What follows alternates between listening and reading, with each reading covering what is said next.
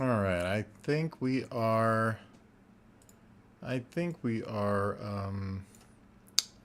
streaming. I'm just gonna check this and hopefully everything is working okay and we're not having any dropouts. Seemingly okay at the moment. All right, well, I'm just gonna be doing a little character. I'm gonna go find it here real quick um, of a sketch. Let me figure out where I put this thing. Uh, Sorry for the wait. I have to reorganize my arrangement of my folders here. Let's see. It's under M for Muppets. Here we go. And here. So I have this sketch here that I'm just gonna open up and then bring on screen. Okay. Here we go. Right here. This is something that I'm going to use reference of, and I'll have off screen here to draw some colors, sample some color from and stuff like that too. But hey, how's it going? My Yank, is that your name? Okay, so I'm just going to use this kind of as a reference for my drawing. And just going to start here in Moho, hopefully with no serious issues. I may start with not a particular style, but I might start here with a particular brush. I'm just going to kind of play around until I find something I want to kind of use. Maybe slightly pencil-y or something like that. I'm not quite sure yet. Maybe try something like that, see what happens. Let me see. Here we go. Let's see, that looks kind of blah. Go into my freehand options and I'm going to turn on all my width, opacity, and whatever for pressure sensitivity and kind of recheck this again. It's a bit better. Let's make my stroke maybe around 5 or 6. I think that is fine for what I'm going to do. I'm just going to start off with kind of the head shape. It's going to be kind of an egg. Something like this maybe. Probably the bigger kind of a jaw-ish kind of area. Maybe a little bit more pointed on the top here. Not pointed, but you know. That looks fine. Just trying to go from this little reference that I had done, kind of feeling out maybe what he should really be here. And I always start off very messy in my sketching. It just gives me room to change and grow. Don't try to be precise and, perfect or anything when you start. 0.5 is that? Oh, 0.05, my bad. And let's just see, that's better. I'm just going to kind of clean a little bit of this around here so I'm not really super throwing myself off while I do this. If you guys want to ask questions on anything, go ahead. Live in between this time because of time difference. I do it when I need to do it. I do it when I can do it. I can't make this for just everybody and what they need. Obviously, I've got to do this when I need. So if it happens to coincide with your sleep schedule, cool. And if not, I do apologize. All right, let's go ahead and kind of refine just a little bit some of this. I'm trying to keep it kind of round, kind of give myself a little bit of more shape here. Just jumping back and forth, eraser and pencil or freehand tool. I call it a pencil or pen often. And it's going to have some kind of this big honker nose. I like that kind of look sometimes on a Muppet. Looks all right. We're going to just kind of give him these eyes. They're obviously a bit overlapping and bigger, so overlapping when they turn mostly. So maybe something kind of like this. Yeah. About like that, I guess. Little sort of pupils kind of around the center-esque area. I think that's working. Cool. He's gonna have some sort of hair, you know, popping off the sides here. This kind of thing. All of this will be heavily refined pretty quickly. I think his head might be too wide, possibly. I'm going to grab my magnet tool. And the reason why I'm going so fast, I mean, you guys should be able to pick up on quite a bit of what I'm doing, as long as, you know, even if I'm going fast, if you're paying attention. I think that's kind of okay. I might have squashed him up a bit, but maybe something kind of like that. Maybe a little less tall on the top.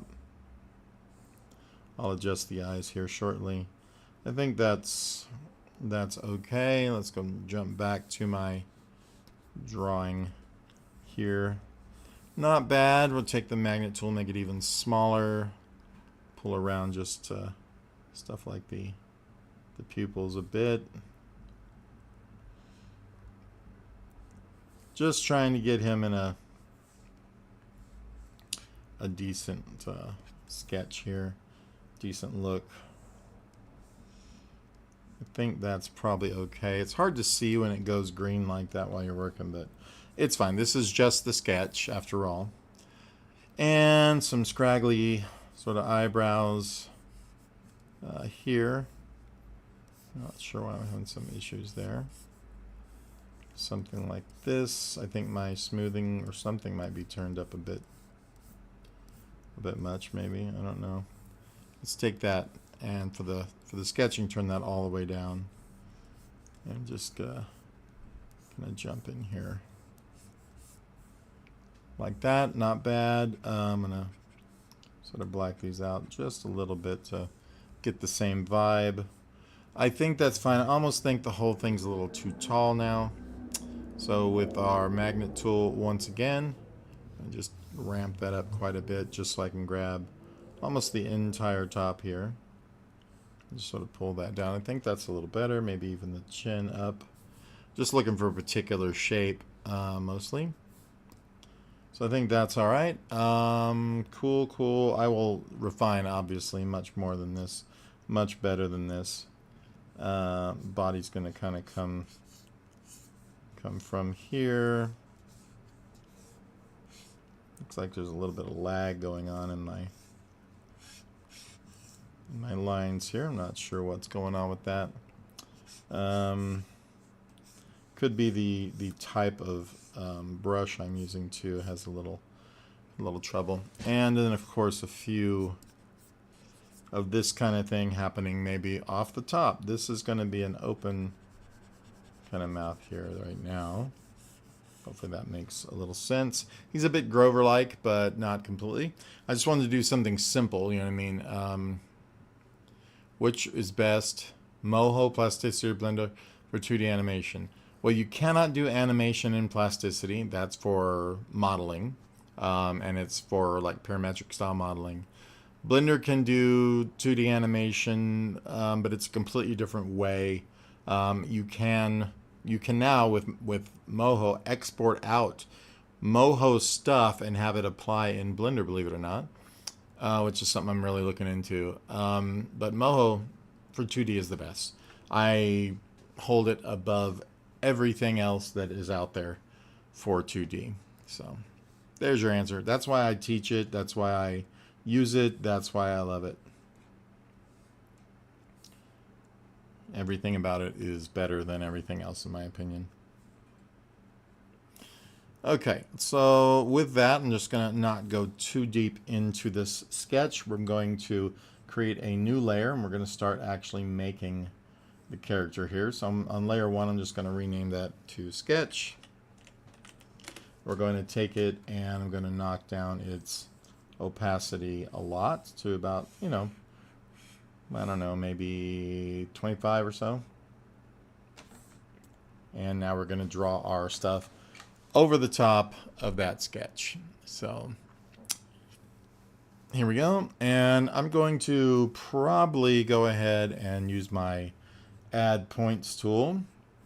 And this is going to be the head. I'm gonna adjust a little bit aside from what my original sketch was. One thing I really wish they had in here was the ability to draw in mirror right off the bat. I've never found anything that has a symmetry option for drawing like I just did. I kind of wish there was. It'd make certain things a little faster and easier. And you'd get them right better. They'd get them better more often, I guess, right off the bat because they would be automatic symmetry. Cool. Okay, so there's my head shape. I'm going to put my sketch on the top so I can continue to see it. And then let's go ahead and do this. Now I'm going to make this a yellowish color. I'm going to sample, though, from my other screen. So I'm going to just select that shape and move over here and grab the yellow from this dude's face. And now we have that. Right now it's got black lines on this other screen. We'll see if I wind up doing kind of a dark orange or something like that for it. Blender for animation. I use Blender a lot for animation for 3D stuff. In fact, I use it for most of my kind of finished 3D. That's where I do all my rendering at. But I do also, and really, really like it, to do it in Unreal. Because it's real-time animation. It looks generally better than Blender, in my opinion, depending upon what you're doing. But Unreal, I know a lot about it, but I'm just not as knowledgeable just enough that it feels like a bit of a... It's going to take me a lot longer to get going in Unreal than it does in Blender, even though Unreal does process and render it out faster. So I'd rather use Unreal for my final renders. And I do rig in Blender, and I do make stuff in Blender and all that, and animate in Blender. But yeah, I'd rather render and all of that and bring it into Unreal and do all my final setup and stuff and rendering in Unreal if I had the option. All right, so layer 2 we're going to rename. We're going to name that on head. And that's just for now. And I'm going to come in here, create another layer. I'm going to move these headphones. They are in my way. And I'm going to create another layer here. This one is going to be called, let's just call it mouth for now. I'm going to try and do a different style of mouth on this guy. On the rigging with some pin bones and stuff. Just something I've been meaning to do and haven't got around to.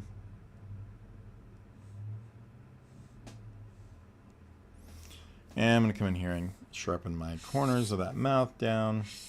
We'll see. I don't know how sharp, but I'm just going to pretty much fully sharpen them for now because you can always change that later if we need to, or when we need to. It's not a matter of if, it's when and how often. Okay, we're going to go ahead and grab this and turn this into a shape. We're going to redo the shape just to make sure. This is just a stroke right now. We need both. So I'm going to go ahead and create that. And in this guy, we're going to select the middle. And we're going to make that fill probably a dark, either a dark orange or red, something along that. Probably go ahead and darken it down as well. And there we have the inner mouth. And now I'm going to go ahead and add another layer. And we're going to make a nose here. So I'm going to put nose. Blender is greater than Moho. Blender is a different, I mean, you can do more things in it. Like you can do 3D, 2D, video editing, all kinds of stuff, but it's different. I mean, I don't compare the two at all. You know, it's different. This is primarily 2D, but it just depends on what you're using it for. So Moho is best for 2D animation. Yeah, in my opinion, yes. Exactly what you just said. Okay, nose. Let's go ahead and grab a circle. I'm just going to pull this down, and then I'm going to adjust the points and stuff. Yeah, I mean, like I said, you got to think about the purpose that you're using it for. I'm never going to pick one tool that does everything. For one, I have weird preferences about certain stuff. You know, I want something that is more like this or that for a particular purpose, and then something's different for another purpose, you know. And I don't ever, have never really picked one thing that tried to have something that does everything, if that makes sense. And I wouldn't think of it that way if I was anyone, because there's never going to be something you're just going to put your money into or your time into that's going to do everything. That's pretty. That's asking a lot for anything. Blender can do a lot of things, but and if you don't have any money and only could get Blender, use Blender for as much as you can, absolutely. But don't expect it to be, I guess, the best at any one thing, you know, because I used to use Maya for a long time for 3D, but for one, the expense is ridiculous. For another, Blender had a better feel for me, you know. I mean, it's really a personal, in my opinion, it's a very personal thing. It's like any tool, it's very personal. So that's what I would say about that. Okay, there's my basic nose. I'm gonna do some shading on these later. I'm gonna go with eye right, and I'm gonna change my color out now for, oh, and I forgot the stroke on my nose.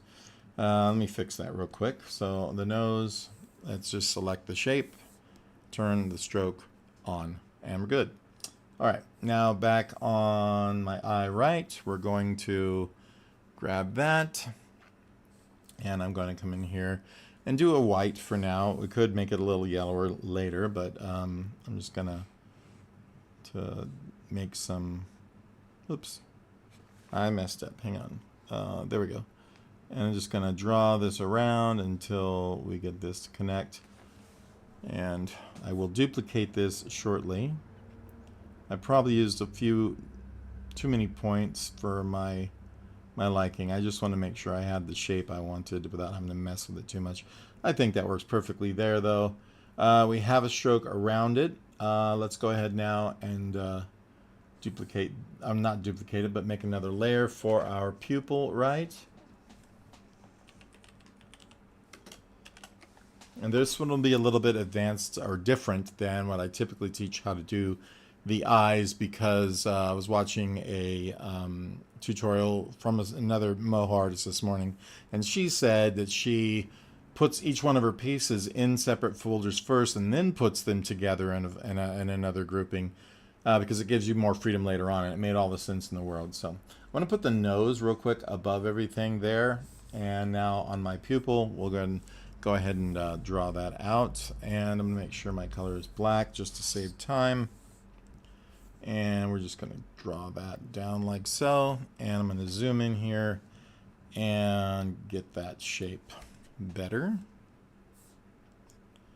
more to my liking. I like them relatively round, but I don't want them to be perfectly round because they just don't feel like a real pupil or a real puppet even, you know. It's not a character, it's just a circle. I don't care for that.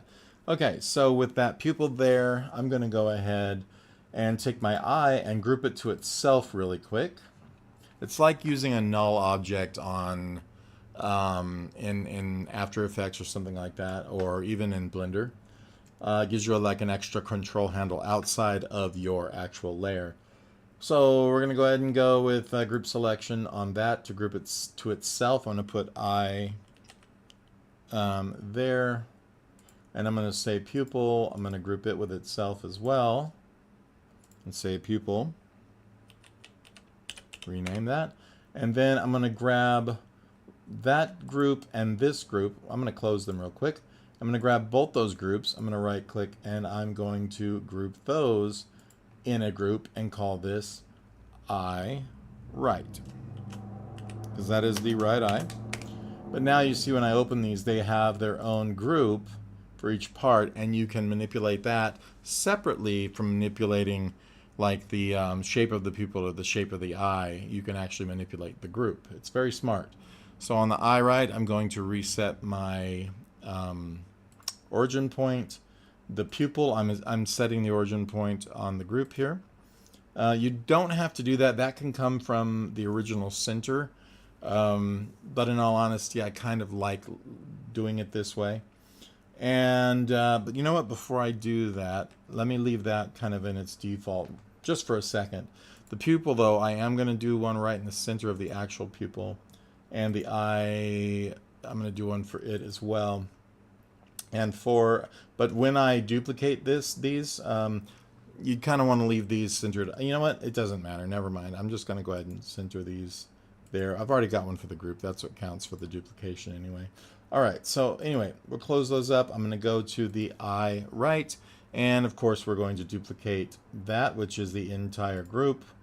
I'm going to right click group. Duplicate layer. That's going to be now eye left, which if we want, we'll go in and change the names of everything inside of it. Not necessary, though. We're not going to really be going to that level a whole lot. But with this eye left, we're going to now flip it to the other side.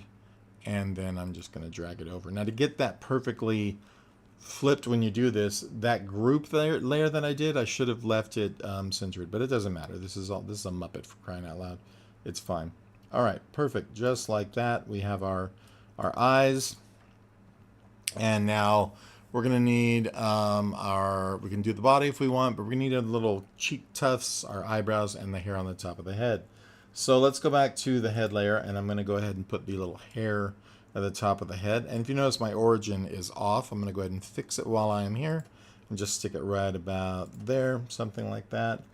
We can change the origins for all of these. It's obviously trying to center back to the page and not to the actual object. So I'm just going to kind of put my nose center there so I can swing from there if we wanted it to. And that works. Okay, so let's go ahead and do on the top of the head, we'll add another layer. And this is going to be for the hair sprig, I'm going to call it. Now we have a layer for that.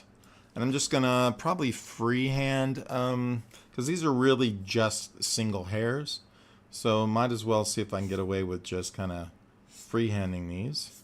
If we wanted to, we could go in and let's see if I can make these a lot wider to start with. So let me just go here, change my thing, and just want to test. It's not bad, but I'm wanting it sharper at that end. So we're going to do that, and these are going to be black. So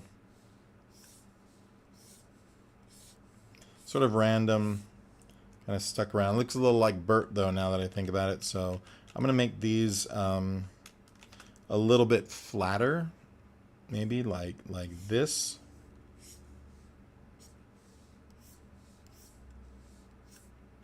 Something maybe. Let me just kind of zoom back and look. Not liking that. I think they're a little too thick now. I think what I may do, instead of just drawing them as strokes, I might go in here and actually create them as objects. We'll use the blob brush though, because this is going to give me a similar effect as the other, but it will just go to like 0.05 maybe. See what we get. Oh, too big. 0.01. Let's see what it looks like now. And you'll get a similar effect, but these are actually shapes and not strokes, if that makes sense. So when I push really hard, we're going to get that kind of thing. And we can always put a stroke on them or whatever we want to do. But this, they're a little more maneuverable, I think is the word I'm looking for. These are going to go on behind the, and I'm starting these off in the wrong direction. These are going to go on behind the eyebrows anyway. So they will be a little less Bert-like, but I think that works right there. And once again, if I select these, you'll see these are actually shapes with their points are all around the edge. They're not a stroke. So you can go in and pick, you know, this point here, this point here. I think you get the idea. We can add more if we want to make these dynamic, which we will. So just keep that in mind. I'm going to go in and probably reduce a few of these points now that I look at it. They are a bit much toward the tips there. We don't need double right there and double right there. We will add and subtract more of these or less of these as we need. But right now there's a few too many here and there. I think these are mostly fine except for toward the tips. You can just kind of, that one we needed. We can just sort of minus a couple of these though that are kind of overdoing it. Let me just try to select that guy who's being very difficult. And yeah, that's all there is to it. Just get rid of the ones that are unnecessary or extreme. I think that'll be fine there as well. Whoops, let me recenter my dude. And go fix these two. We don't need those. So I have it set to reduce points as I draw them, but I guess that just every now and then spits out a couple extra we don't really want or need. Not a big deal. And see if there's any more we can get rid of here. This one we're going to want to keep until I can fix the end of this here. I'm going to see, that one's going to make a huge impact if I remove it, so you can see how that's working. I'm just going to make this one a peaked frame or point, not too much. So we're going to need those two at the end to keep that shape. So these are the things that matter. Just pull this back in low. Alright, for the most part they're okay. Like I said, we got a few too many here and there, but if I take off the handles, they're not as ridiculous. We do need some of these to have two at the end. And I'm going to go through and I'm going to refine all that and fix it. So, yeah, grease pencil just totally is a totally different way of working. And in my opinion, it's really easy if that's what I was doing, because I am very used to this. And it's just the most logical way to do it. This is what I do. So there's our hair sprig. Let's go ahead and make our right and left eyebrows. So we're going to go here above all these face pieces, even above the nose for now. We can just right here and go brow right. And I'm going to draw these probably the same way with the blob brush as I just did. There's no reason these need to have separate hairs or anything like that. This is really just kind of a bushy object at the end of the day. Something like that, probably. Maybe a little, that's a little too floofy for me. I think I want to be a little more kind of Oscar the Grouch almost about this. If that makes sense, something a little more like that. And if we want, we can just take that, let's write brow right on it. And we're going to take it, duplicate it, and I'm going to take that brow right 2 and rename it as brow left. And we're going to flip it by selecting that layer and just flipping that over. Obviously not in the right spot because our origin points are wrong, but that's easily fixed by going here and changing the origin point to the center of them like that. Real simple stuff. And let's make sure we get that hair sprig having its origin point in the right place as well. Okay, so this kind of looks like a fat Bert right now. I want to make that nose orange. I forgot that we didn't change the color of it because we had the mouth color selected. So I'm going to go to the nose. This will help him look less like Bert probably. And select its color there, or its shape. And we're going to go in, there we go, and make this the orange of this guy here. It's a bright orange. So we're going to say okay. It should be good to go now. So that's better. He looks a little more angry than I want him to. That'll adjust with the eyebrows though. So I'm going to come in here and sort of magnet these guys with a much smaller magnet. Something like this maybe, and just sort of push, well, maybe a bit bigger. Push those centers of those up to where he's not so angry. He's a little more playful. Like he's like, huh? We want that. So I'm just going to pull these up a bit. These can be adjusted as we go. These hairs will probably be either smaller or shorter in my opinion. I'm just going to have to play with them until I like them, I guess.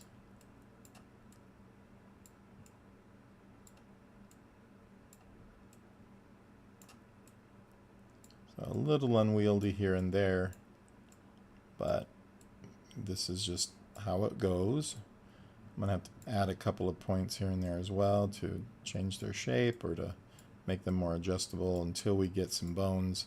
I'm gonna throw dynamic bones in this hair, and I can already tell you there's some issues with the fact that I don't have enough points, which I can go add in there as we speak. So if there aren't enough points when we go to animate these, they will not move properly. So you have to give them kind of like enough resolution to do what they need to do.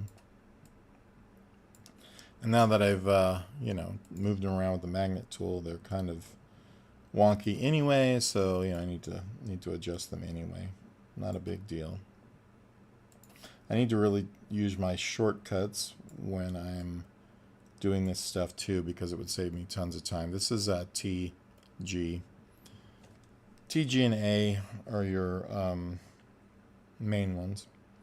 So to move stuff, you would hit T, then you can just grab them and move them around. I still look at the keyboard though. Isn't that funny? It's a waste of time, but you know, T. We can probably peek that one, I think. Something like that.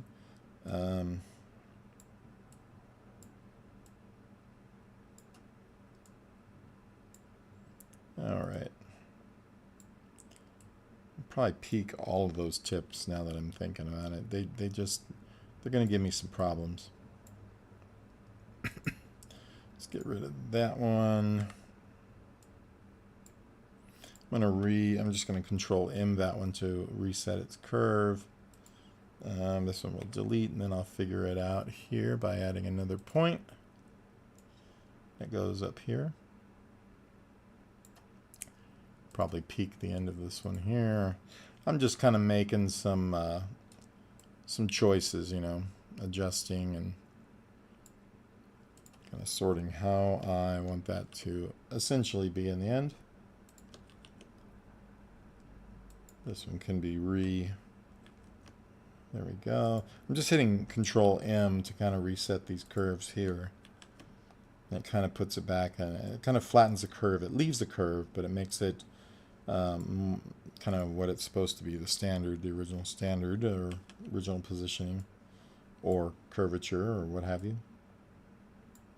But I think that's okay for the moment until I really need to start moving. I've got a couple more points I probably should put in there. Sorry, my mouse is acting a little weird. I'll just throw a couple of points here just to help with some of the shapes here. I know I'm just kind of looking at stuff going, well, that's going to go wonky if I try to move it. That's probably better. All right. Cool. So there's that. Let's go ahead now. If we wanted to, we could add a little shading to the nose. So right here at the nose, I'm going to add a layer right above it. We're going to call this shadow. And it's okay if it's named the same thing that other shadow layers are named, because did I remove all the green screen? Yeah, no, not yet. I had a whole bunch of stuff going on, so I had to set it down for a minute. I was finishing some projects for other people. I've got 3 current projects running, and then plus Roadkill. So not yet. And then I cut my foot yesterday, so I'm hoping that's gonna heal. Otherwise, I'm gonna have to go to the doctor. So shadow. We're doing shadow now. So we can take our blob brush again if we want. Make sure that our we don't have any stroke on it, stuff like that. But we're gonna take this and we're gonna make sure that our where are my settings? So on shadow, I'm gonna be drawing like so. I don't want to be using black, so I'm gonna swap that over to a dark orange, something maybe kind of like this. And then now we're going to get that happening. I could change the color even a little more. I kind of want something a bit more almost reddish in the shadow. So it'll be a little more fun. And I'm going to open this up to maybe 0.02 or something. And we'll make that shadow here And you're like, why in the world is he drawing outside of the lines? I've shown you guys 100 times why.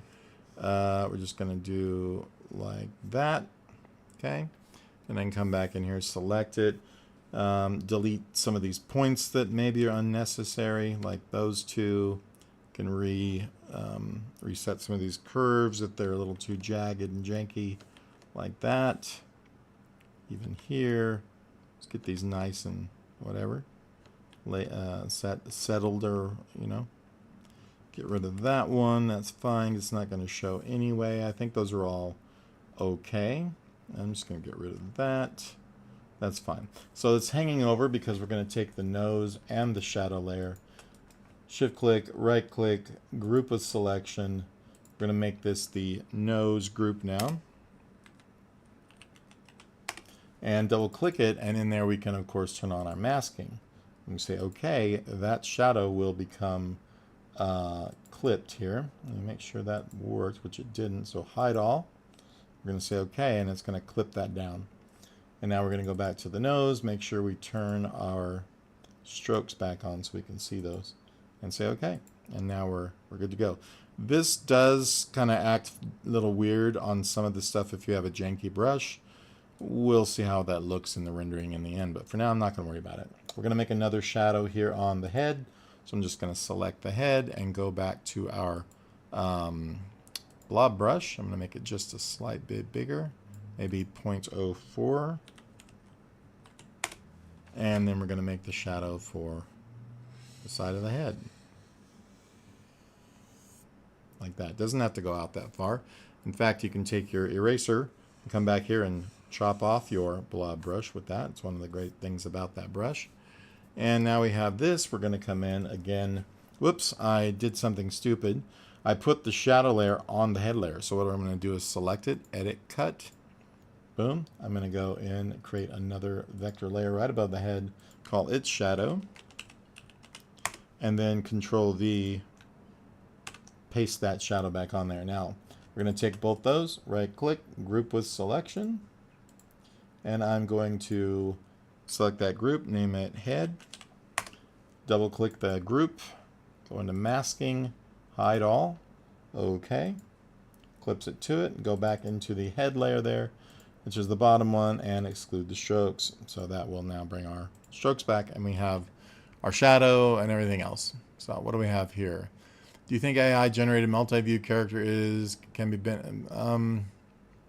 in one bones? I want to turn character, it will be switched aside.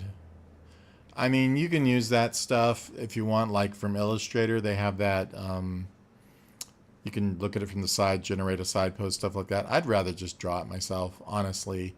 If you ask me about AI today, I don't know. I'm not a fan. I was excited about it in a way to start with, especially the thing you're talking about for those reasons. But I quickly realized that there's so many errors in it that I'd rather just draw it myself, and it probably will take less time to be correct, to draw it yourself. That's just my opinion. I think it's being a bit overused, and I think that it's kind of giving a lot of would-be good artists an excuse to not be good artists and to just rely on the AI, which I don't think is going to help any of us be better artists, to be honest with you. And I'm not fighting it for job reasons or anything like that. That's just my straight opinion. I think it's a bit... I mean, I think AI is good in things where, like, it's going to make a process faster, like rendering, or it's going to help me sort out 1,000 things, in the background where I can, AI assisted things I think are fine. They make the process go faster and smoother, but I don't want them doing any of my art for me, if that's what you're asking now. I understand what you're talking about, but I'd rather do it myself, to be honest with you. Okay, so now we're going to come in here and select our shadow. I'm going to make that a little bit lighter. I don't really care for how it's looking, so what I may do, since it is a shadow, is double click and just come in here and adjust the opacity down of that shadow layer. It'll be a little closer to the original yellow and not be so harsh. So we got that at what, 50%? So now I'm going to come into the nose and do the same thing. This way I don't have to guess color and change it and blah, blah, blah. just knock it down by 50%, and it's, oops, I don't think I selected my layer. So nose shadow is what I want, not the nose. Let me make sure I didn't change the nose like a dork. Nope, I'm good. So nose shadow, I'm going to go in and change it by 50% to 50%. And now it will match the head shadow, and all is good. Yeah, I'm not a big fan, you know, because I'm doing the art because I want to do the art. I don't want the AI to do any of the stuff for me, really. I mean, I use some AI assisted stuff like in character animation where you move a body part, and it's cool that it kind of, if you want to use it, it can adjust or balance the body given the type of animation you're doing, but you're still animating, you know, which is good. If I just said, boop, animate that for me to do a flying kick, I wouldn't be an animator. I'd be a button pusher, and I don't care for that. That's just me. I think everyone should kind of take note of that, because if you want to be an animator, do animation. You know, otherwise you're going to possibly kill animation for yourself and the rest of us. That's just my opinion. I won't get on my high horse about it.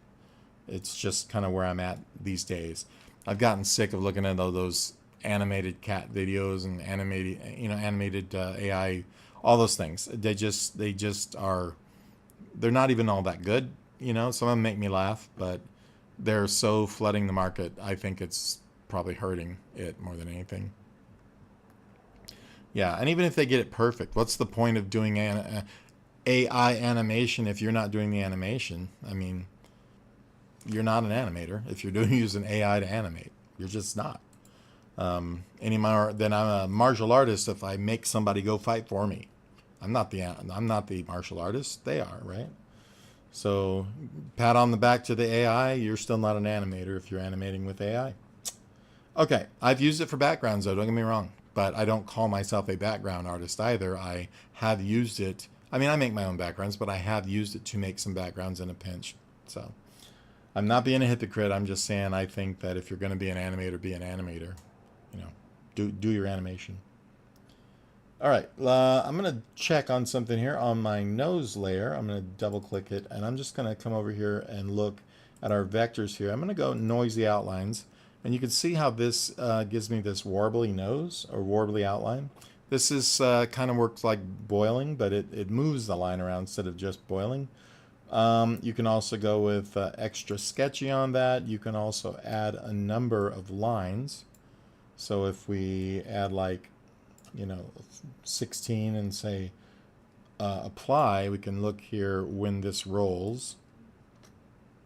Right now it's not moving, so apparently this is doing it when it's moving, and which is totally cool.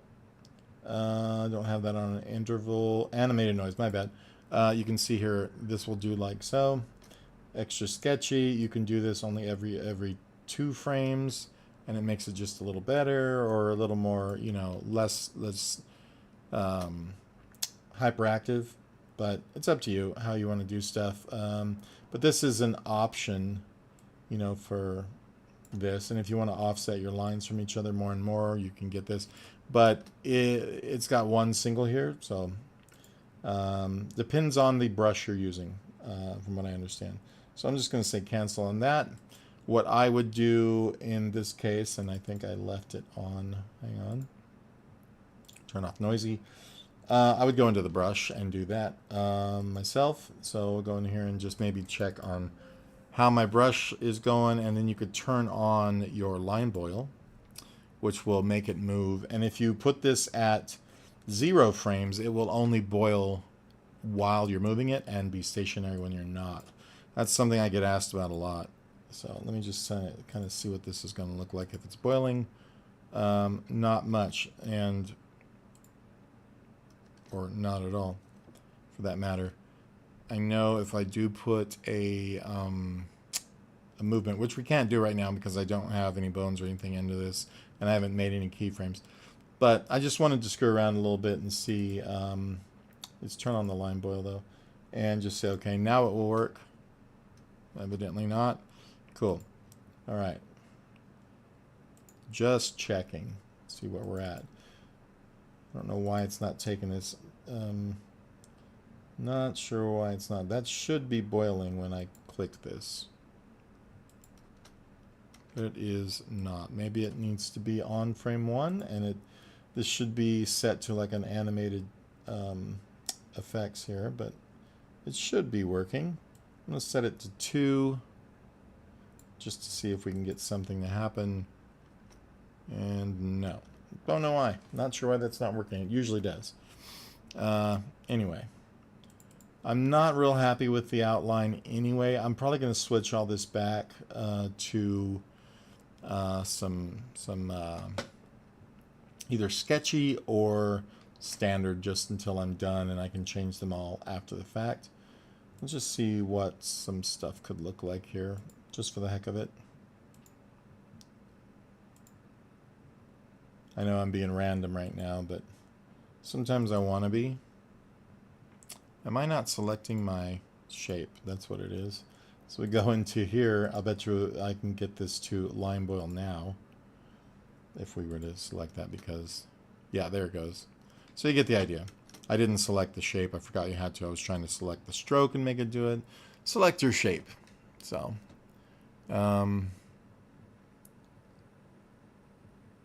so many errors. Why is no one liking the Kive? I don't understand what you mean. Let me know what you mean. I don't understand. Cool. Right on. So with that, we can add his little cheek bits now. Those are going to be yellow with a black outline, so I probably will use my blob brush for those.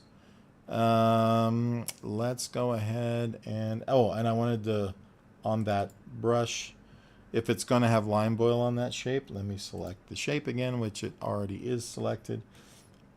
Come on now. Select it, go into the brush, line boil, but I'm going to put this randomness interval at 0, so it will only boil when it's moving. We'll say OK. And now back in here, we're going to give this, it's got to be above the head, and it's got to be below. It could be below or in front of the nose. It doesn't really matter right now until he turns his head. So above the nose there, I'm going to go ahead and give this another vector layer. We're going to call this cheek hair. That sounds like you need to shave something.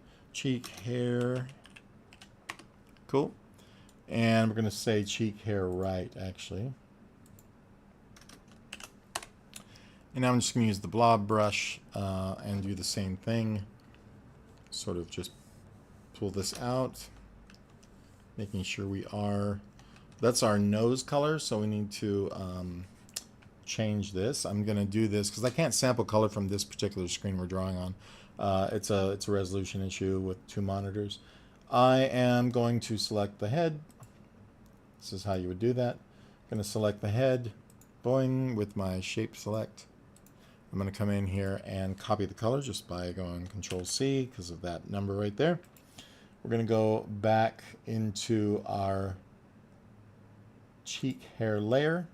I'm also going to go into my style here and Control V to change that color. Say OK, and now when we draw, it will be the same color as the face, as you can see. And I'm just going to come in here now, making sure we keep above the lip there. And let's go ahead and do that again and turn on the stroke as well. I don't know why it's not on. Use my shape select or something. Let me see. It should be on here, but it is not. I'm going to try this again. Let's see. Why isn't that on? It is when you do that, so I'm going to do that. I'm going to delete or erase or something this particular piece. Fine. Now when we do it, it'll be on. So it's a pain in the butt. Let's go to this guy. And it's not on that brush. Why is it not on this brush? Okay, interesting. Auto stroke. Ah, that's why. Got to turn that on. So now we're gonna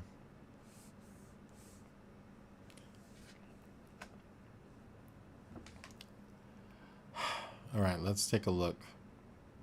I know we can hide some of these edges. that's probably what I'm just going to have to do with that.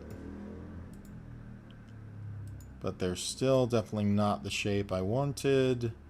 Blah, blah, blah.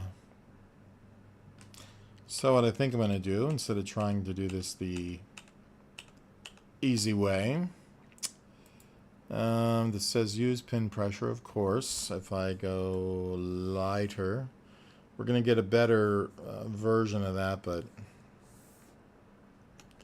I think that's going to be more trouble than it's worth. Do it this way. But if I do it like this, of course, we're going to have that issue. So I think what I'm going to have to do is probably just do this with the point tool.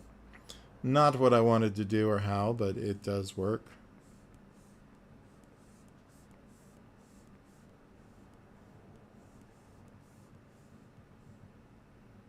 And I'll just come around like so. This is still ugly, but sometimes you get it in your head, I can do this way, and then you realize, wait, no, I can't. And I forget often about certain things. So I'm just peeking these to give me that shape. And then, of course, I can add and move points around. Hopefully I'm helping you guys and not absolutely confusing any of you. It's a live stream after all, so don't expect, you know, all the perfect instruction in the world at this point. Sometimes I discover stuff as much as you guys do in live streams. And I'm just going to now hide, of course, these ends here. Maybe even that one there, depending. I'm actually move this one down, change the curve of it a little bit to be like so, and then add that line back in. I think that's fine. And then we can come in and adjust any of these line widths and so on, if we want to. I mean, I think that's all right. I might even make this much bigger. Let me just grab the whole thing, recenter our origin on it, and make this a lot wider, and then move it up. The layer, that is. If I can grab the right tool. There we go. So not bad. And then I'll grab the magnet and kind of pull this around.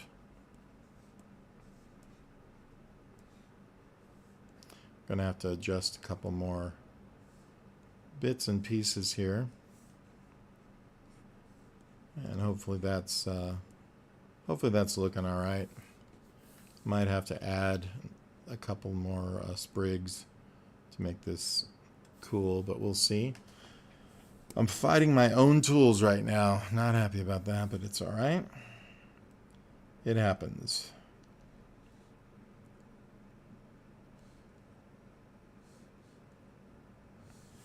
All right, let's leave him pretty much like this for the moment. I'm going to duplicate that little hairy bit. It's going to be my new wrapper name, Hairy Bit. And I'm going to duplicate this layer. I'm going to call this left. And we're going to flip it by selecting the layer and doing that. Dragging it over to the other side. Something like so. Not bad. It's not as cute as the other one is. It's not as almost Elmo-ish. Maybe the eyes need to be bigger. So I'm going to grab my right eye and just see about something like that. I think that works a lot better. And then I'm going to take the left eye and do the same thing.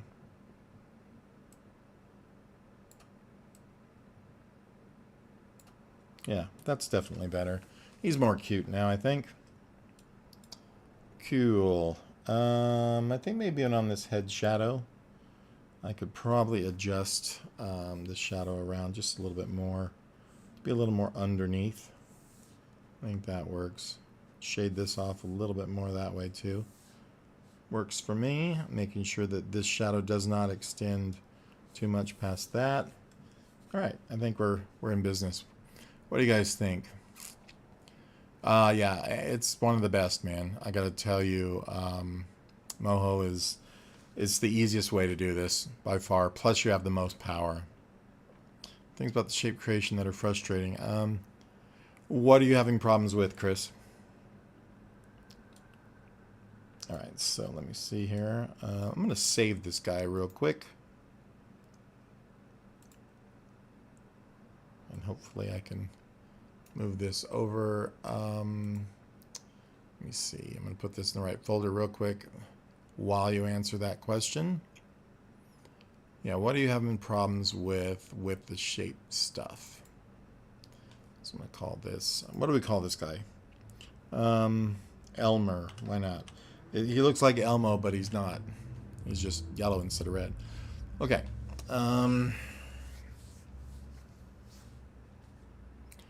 Now, styles, see, the thing is, a lot of people get very confused on these two different places. You can, if you want to change something in your shape, always, if you've already drawn it, go to the shape select tool, select your shape, and then mess around with it. Change the color, etc. As far as the color and the shadow and whatever else you make is, obviously the transform and select tools and stuff are for your selecting those shapes. If you want to select the entire shape or all the points, if you want to select one, you select the point. If you want to select all of them, or none of, actually, if you want to select none of them, you select in a blank area. If you want to select all of them, instead of the point, you select the line, and that selects all the points on a layer.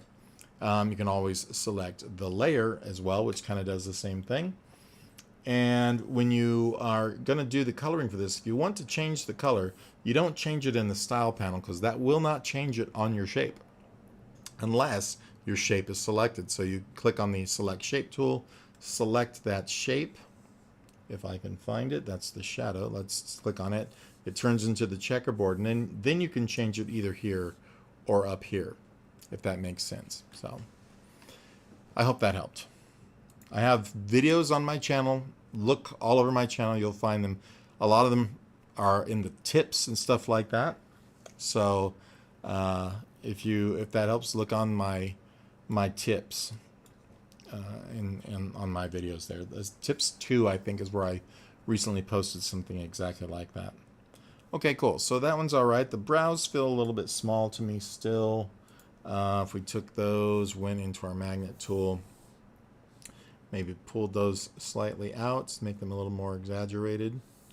I'll go in and tweak those points here in a second and just kind of get these a little larger. I think that kind of feels a little more interesting. Maybe not. I'm going to make my selection here a little bit bigger, so I'm kind of wonkifying a little bit of that. And to fix any of that stuff, obviously you go in and you peak your points. You can either click Control P to make any of those points peaked, or you can select this curve tool here and go in and adjust those. But if you select one of these points, you can now hit Control P and it will make that sharp. It's a good way to remember. Like if I want this one here sharp, I'd select it and Control P. You don't have to be in the curves tool to do that either. You can use any of your selection tools to do that kind of thing. Like this one here, Control P, adjust these around. If they wonkify while you're moving them, just grab them and move them around differently and all that. There's way too many points in here though right now, to be honest with you. Let's see, Control P on that guy. Don't P on that guy, but just, and if you do Control P, control it. All right, so I'm just going to stop my dad jokes and move on to like so. This, now if you want these to reset the curve, you just come in and hit Control M, like so. Or you can, in the curves tool, click this button for smooth. Control M, I always think about it as mountain. So you're resetting that mountain or that curve. And peak is Control P for peak. So anyway, I hope that helps. And I'm just going to adjust a couple of these points to reset them slightly. Let's go into the other eyebrow here. Find some stray jerks over here too. There's one. Let's make it peaked. Then we can adjust some of these others around it. This guy, obviously not a great place. Let's just kind of move these around. So yes, you could do this kind of thing all day long, adjusting and so forth, going back into your curvature, Control M to reset those points or those curves, I mean. And like I have a peaked one here now I don't want, so I'm going to go Control M and it resets it as a curve. And this one I do want to be a point, so I'm going to Control peak that one. And then, yeah, basically it's just messing around with them until they do what you want, but there are methods to make them do the correct thing you want. Like I said, I have a lot of videos on my channel here if you want to watch those, and hopefully I just, you know, I can sort you out or give you a different kind of take on what I know a bunch of other people may or may not be saying. I'm going to get rid of these. This is a hole within there, which you can have, totally fine, but I kind of just don't want it. It feels a little uncontrollable. All right, so this is kind of okay for the moment. There's some of these could probably use some work, like this one there. Kind of adjusting some around. Some of these get a little not professional looking, but I'm going to leave those like that. I think they look fine now. Well, I hope this is helpful. I'm sitting here rambling a lot and not really doing what I typically do with the more structured videos, but hope it still helps. Okay, so let's just draw the body real quick. So this will be below the head, but you have to put the layer above the bottom layers because you can't put one underneath when you start it. So I'm just going to make a new layer. We're going to call it body, and then we're going to drag it below that layer to make sure it's behind the head when we create it. It's not absolutely necessary, but you'll want it there eventually. And I'm just going to come in here with my add points tool. And for now, we're just going to make, I think, the neck, not the body. So I'm going to go like so. And I'm going to round off my ends. The reason why I do that is because if it turns, it's not going to show a gap. That's really the whole gist of why. So I'm just going to adjust these slightly. That looks fine. We will need a shadow on the neck, but also we're going to hide these lines here with our hide edge tool. Just go boink, boink, boink. That way there won't be an edge on those. This other one's never going to show, so I'm not worried about it. On the body layer or above the body layer, I'm going to add a new layer called shadow. And on that layer, we're going to grab this shadow, this same shadow color or close to. And the way I'm going to do that, because I can't sample it the way I was before, I'm going to go to my other shadow layer, highlight it, and grab the select shape tool, open that color and copy. I believe that is my shadow color. I don't know what just happened there. And say OK.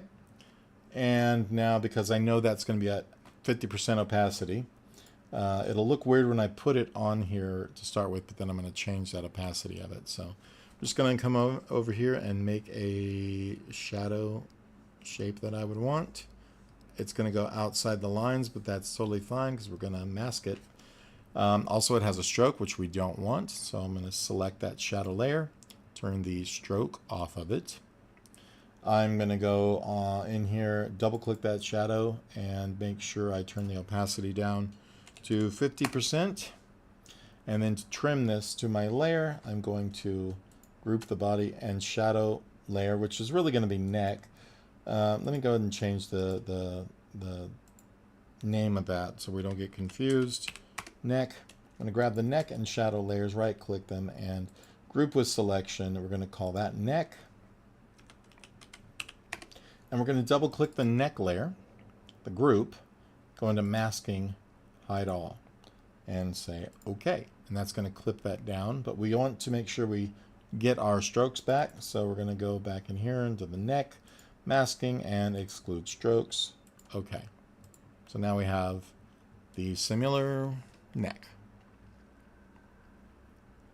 Oh, you get it. OK, great. Excellent. If it doesn't make sense, just ask me. Okay, so now I'm going to, if I can find my mouse, where are you? There we go. I'm going to come over here and adjust the origin for the neck right to here.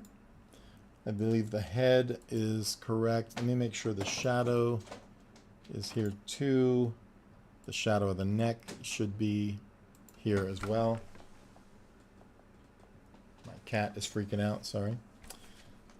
Those don't absolutely have to be done, but it's good practice because if you start moving things around and they start moving like they're translating opposite of each other or something weird, you'll want to make sure all your origins are placed in the right space, in the right spot. Right now my neck, you see, is right here for the group, so the group also needs to be changed. Cool. Okay.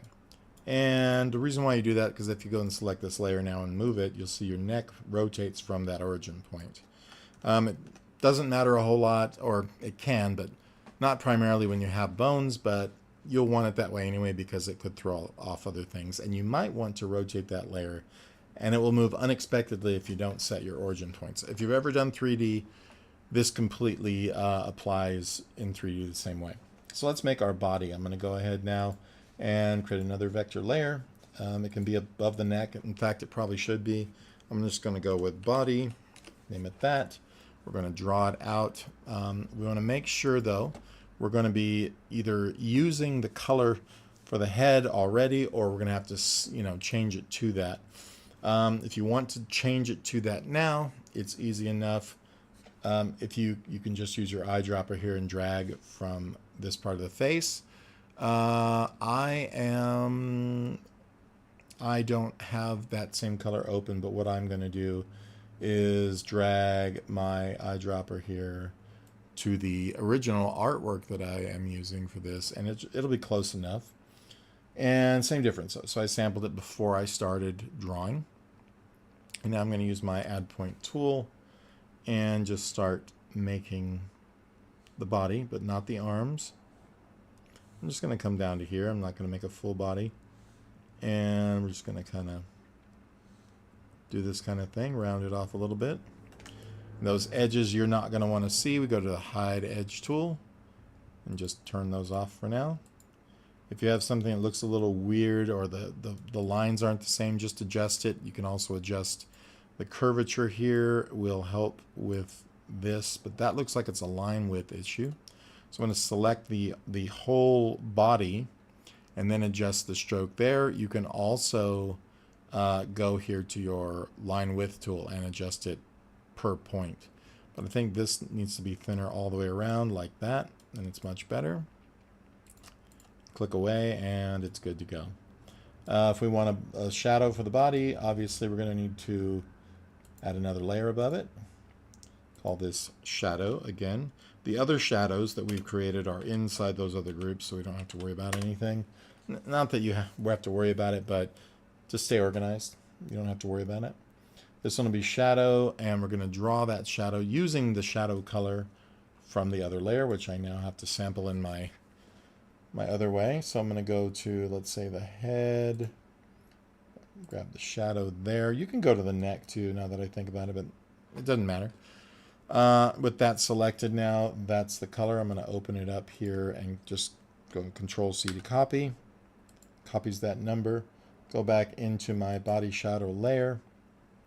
And if I need to, I can just go here and Control-V and it'll paste it. But it was already selected, so it's fine. And now I'm just going to create where I believe the shadow should be. So I'm going to go pretty thin on this side of the body. And normally, if you were going to make it underneath something, you'd go under that. I'm adding so many points, though, so that when the body bends, the shadow bends too. You really kind of probably want these a little more even, like across from each other. So when they bend kind of in the same place.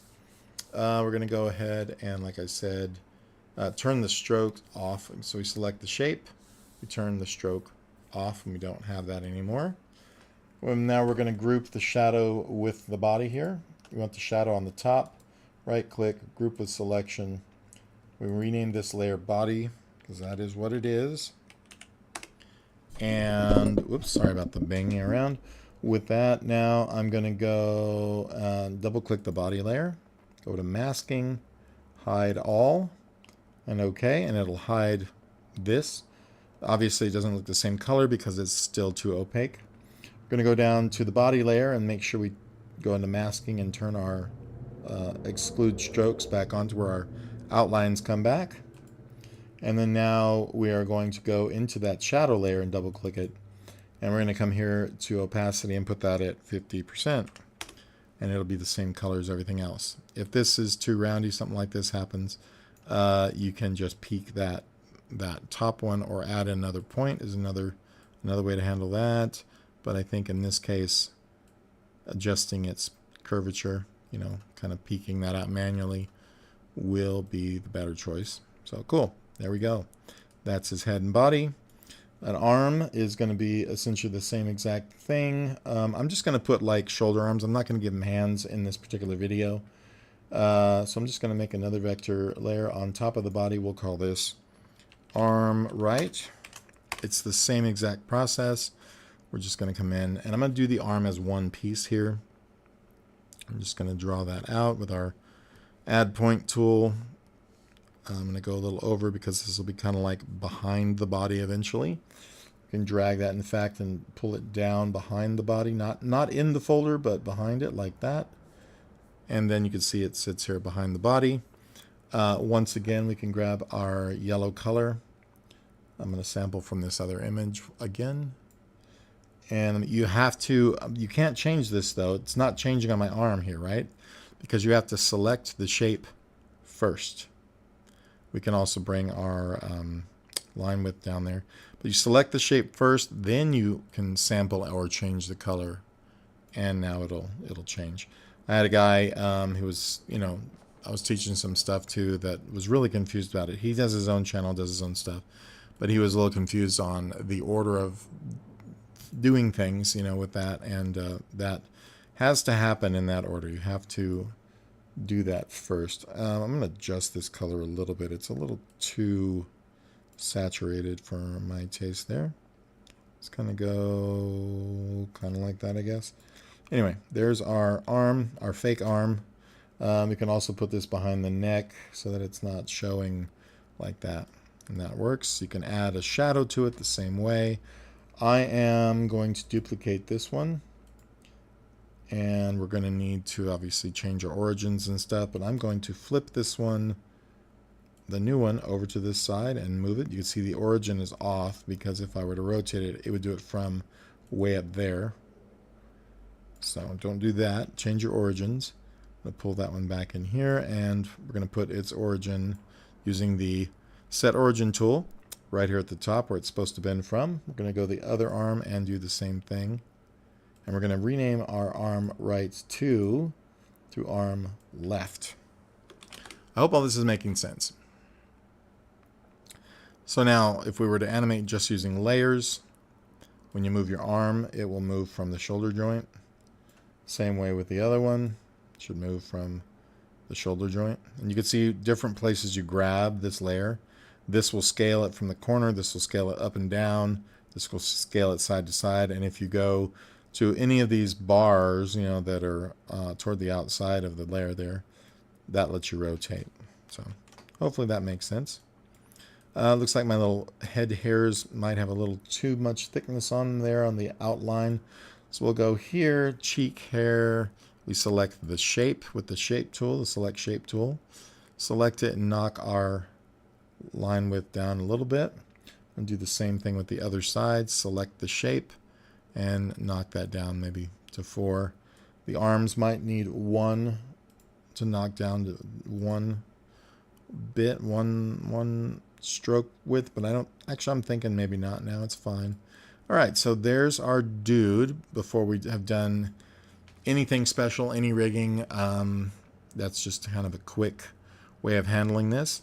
If we wanted to make him look hand-drawn, it's a totally kind of different way of doing things, because we can take these solid shapes that are making our shadows and we can actually make those with strokes, because the new version of Moho 14.4 that they're calling Mantis Shrimp now has these cool kind of natural media kind of stroke kind of things for it. I will show you what I mean. So let's just take the head. We'll open that up. We can see we have that shadow layer. I'm going to turn it off.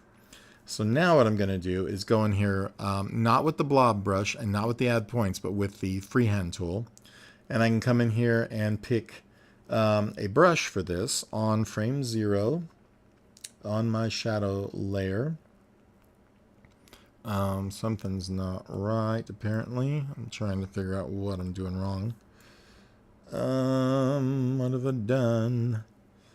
There's the shadow. Oh, we don't want it to be on the shadow layer. I have to create a new layer because I've got that one muted, so it's freaking out. Like, you can't draw here. And we're going to call this one, let's just call it stroke shadow. You can call things anything you want, but stroke shadow. And on there, I'm going to use the freehand tool. And you can use any brush you want to draw with.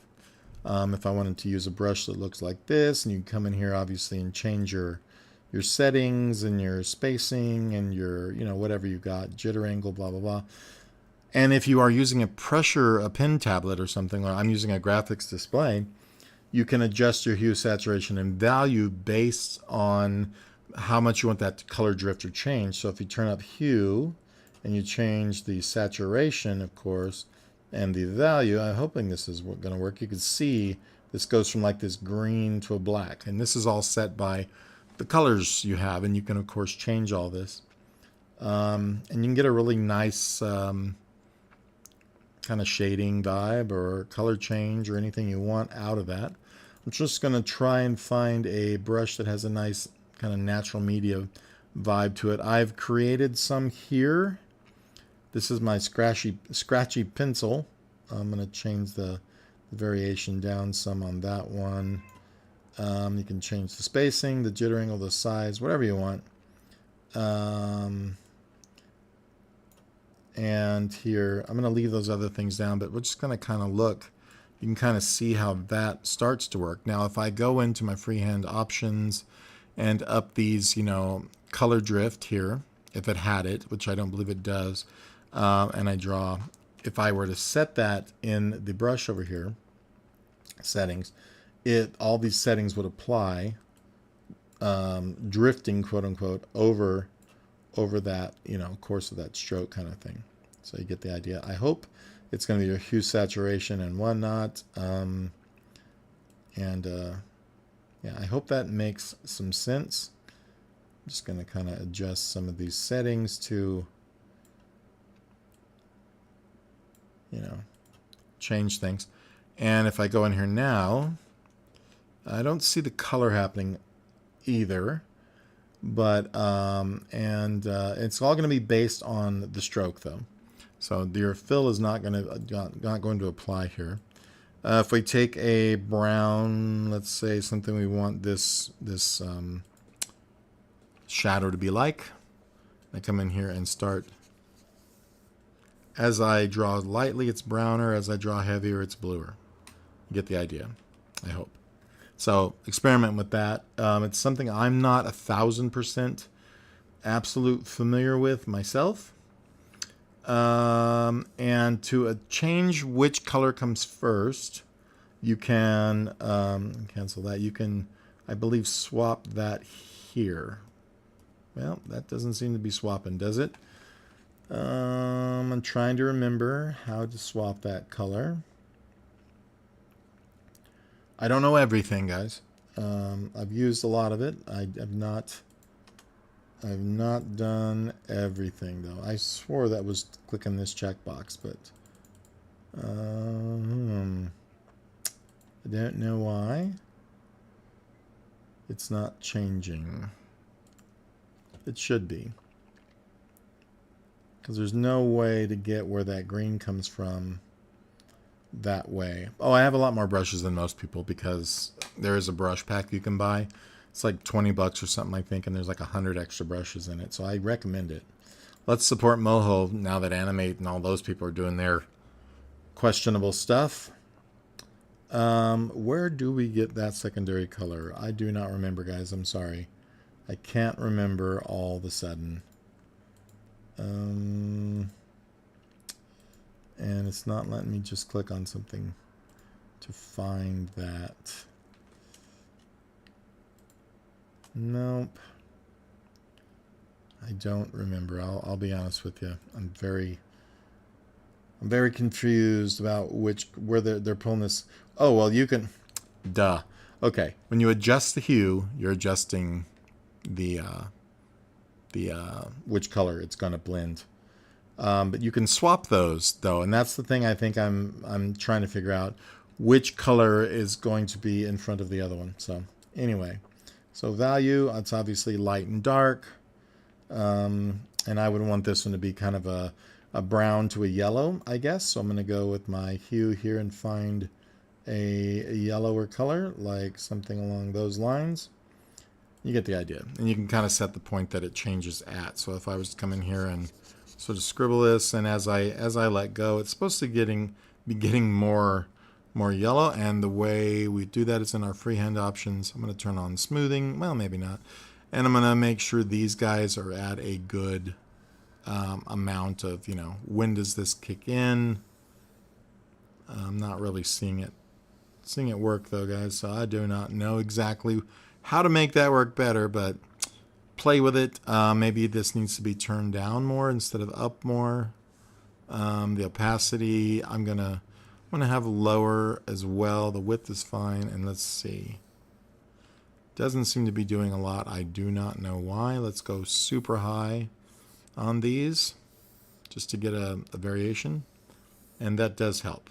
So, and if you scribble to get your shading, it takes all of your things into account, because these are just curves. These are just your points and stuff like you'd be normally animating. And when you move something, it moves, of course, if you bound that layer to the bone, or if you want to do this with corrective actions, your control actions, your bone dials, whatever. All of this just gets pushed around with your magnet tool now to make sure that your stuff stays within your bounds, that your shading follows suit. And you can, if you watch, if I pull these out here, they still respect the clipping, which is the best part. So you can hand draw your shadows and not screw up your drawing, and you can make sure that it's looks more hand done the way you'd probably want. You could do the same thing on this cheek hair, but I would have to go and do the grouping. But hopefully that makes some sense. And then of course you can come in here with your eraser, and you can use your pen pressure. You can set that to cut off some of this, if you don't like it in certain places. But that's the idea. So is what in freehand options? It's in two places for this kind of drawing. So you're wanting to use the freehand tool. Your freehand tool is going to determine, in here in the options, is going to determine how much of the effect, how much of the color drift it's going to use, how much of the opacity you're going to vary between. That's what this means. So that, and over in your brush settings, this is where you're going to set in color drift here. You need to have these above 0. How much your saturation is going to change or not. How much your hue is, what your hue is going to be. You can see when you adjust that one. It's the one I couldn't find. And then once you have those, and the value is the light and dark of it, obviously. Once you have those set, yes, you agree to that. And now you can adjust how much color drift is affected with your pin pressure if you're using a pin with pressure sensitivity. So you can see when I push harder, it's going green because the color I have in my brush here looks yellow to me, but actually is a green, I guess.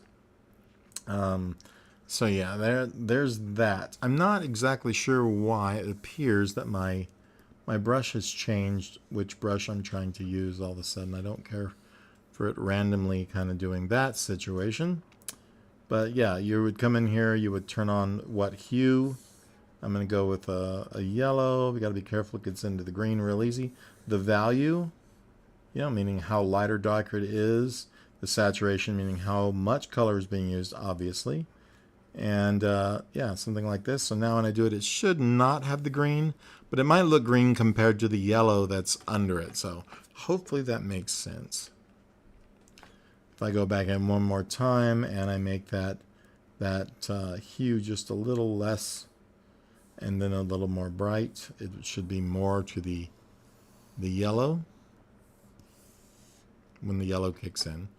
So yeah, like I said, hopefully that makes sense. Then you can come over here, you can edit all of this.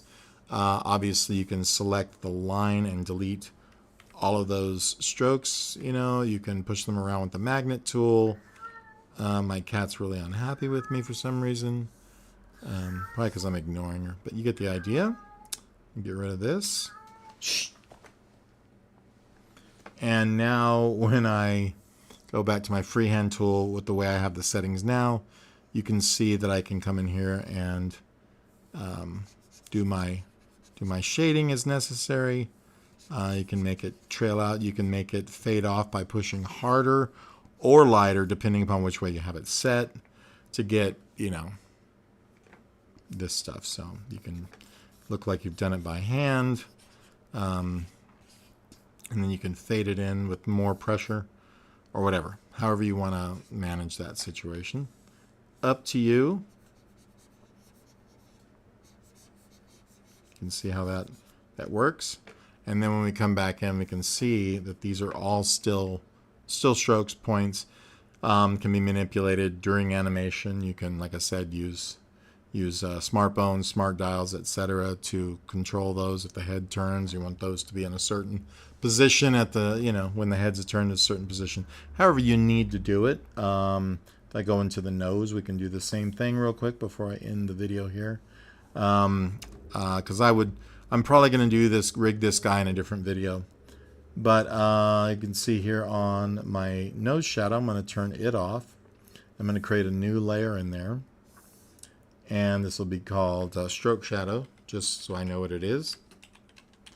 And with my settings still the same way in my brush and on my pen tool there, my freehand tool, I'm just going to come in and, you know, draw those in. That's not the way I had it set, so unfortunately, because I didn't save that particular brush, I can come in here and find a brush that's going to work for me, set the color that I want this to be in the stroke color, so I can find something kind of reddish brown, you know, around that area, around that color, I guess. And within here, we can turn up the hue to see what color we want that to turn into. It's going to be a yellow. If you can't see it, the value is going to make a lot of difference here. So something like that looks pretty good. You can set kind of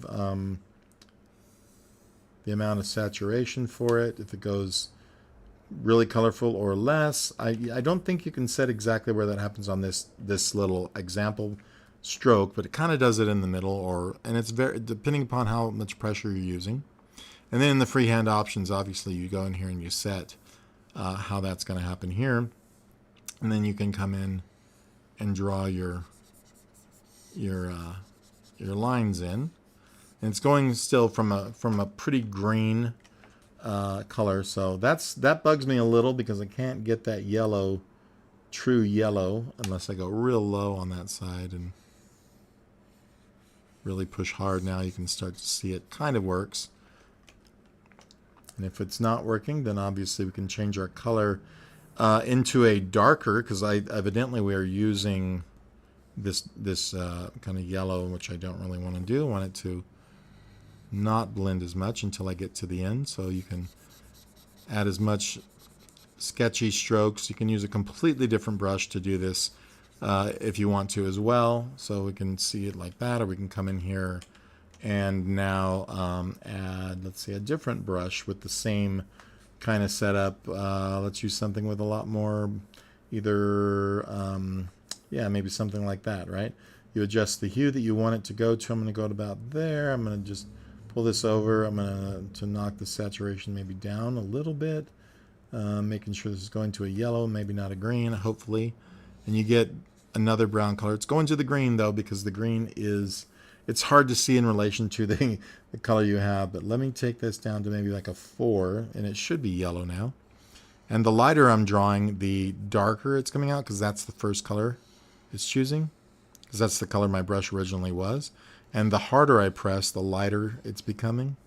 So, and then I can just come in here and squiggle around, or, you know, and it's got that brushy stroke kind of feel for it. I don't know if this is making sense, There is no blurring in that regard, but you can blur the stroke layer by double clicking on it, and now you can come in here and add the blur radius to it if you want that blur.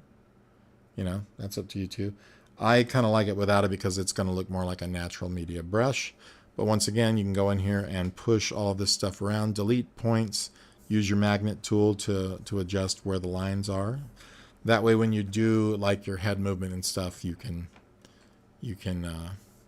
make sure everything is correct. I'm going to get rid of those layers because right now I'm not going to do those that way. I may add those back in later. Turn on the regular shadow and get rid of this other stroke shadow after a lot more experimentation. So there we go. This is what we've got. That's how easy it is to do. I'm going to turn off my sketch layer now, and this will be our final guy. I'm going to get rid of this little weird stroke we have, and yeah, everything is good to go. The first thing I would do next is to kind of grab all of his layers by shift selecting them, right clicking, and then grouping those together in a group, and call this, you know, what do I call him? Elmer. And now we can move him around all as one piece. We can rig him by turning that into a bone layer, and so on and so forth. But that is pretty much the gist of drawing something like a Muppet style character. The rigging is going to be in a different video to come up. So cool. Hopefully that helps you guys with the drawing stuff a little bit more. This is a live video. I have some pre-recorded ones that go through this in a much more in-depth way. Granted, you can't ask questions during those, but all the information's there. Some of them are broken up very well. Others are kind of just done on the spot to answer some quick questions in shorter videos. So go check out my channel and look up those other videos. Please like and subscribe. There's a lot more coming. There's always new stuff. It does help. I'm trying to get my views up to a particular cap, and that'll help me a lot. So cool. Thanks for watching, guys. Hope that answered your questions, and we'll talk